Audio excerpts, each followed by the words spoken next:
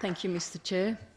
And I want to say hello to all of you, dear friends of a free and democratic Iran.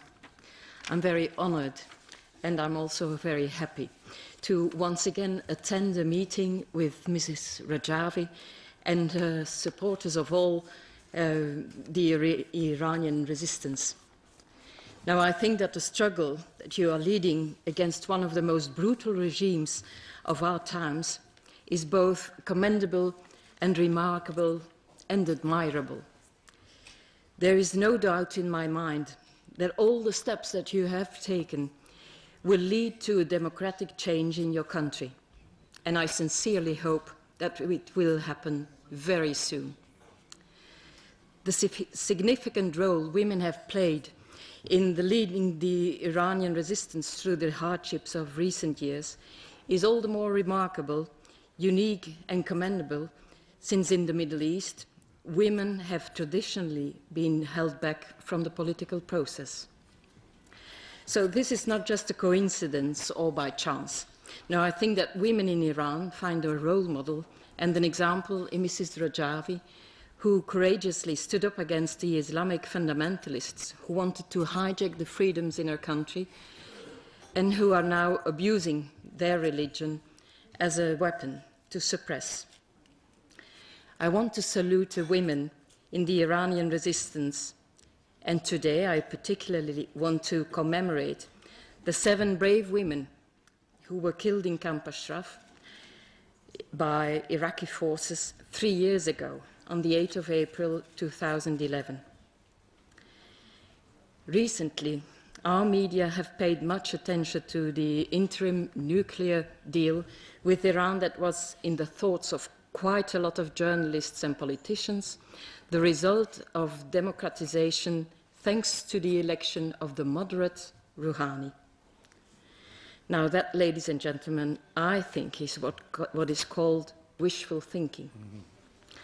After 10 months in power, there is no sign of moderation. The facts and the figures and the truth prove the opposite. The number of executions in Iran have almost doubled. Journalists and bloggers have been arrested and jailed. Members of ethnic and religious minorities have been tortured and executed. Students continue to be harassed in universities, and the economy is at its worst state. In short, there is no improvement in the living and working conditions. There is no improvement when it comes to freedom of speech or other human rights in Iran with this moderate Rouhani. We are all witnesses of the reaction of the Rouhani government to the resolution that was adopted last week in this House of the European Parliament, in which the Rouhani government was urged to improve human rights in Iran. Now, all senior officials of the regime, including Rouhani and his foreign minister, rushed to condemn this resolution, and it wasn't even a strong resolution.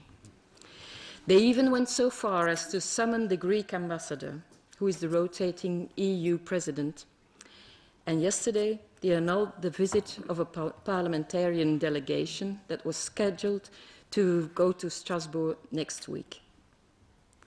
Are these the sign of a moderation? I don't think so.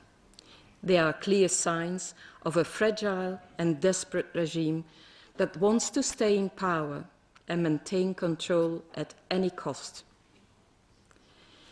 Their reaction should also show us the way to go. We should keep pressing for human rights. It is the weakest point of any dictatorship. So we shall continue to press until the day we see a democratic change in Iran.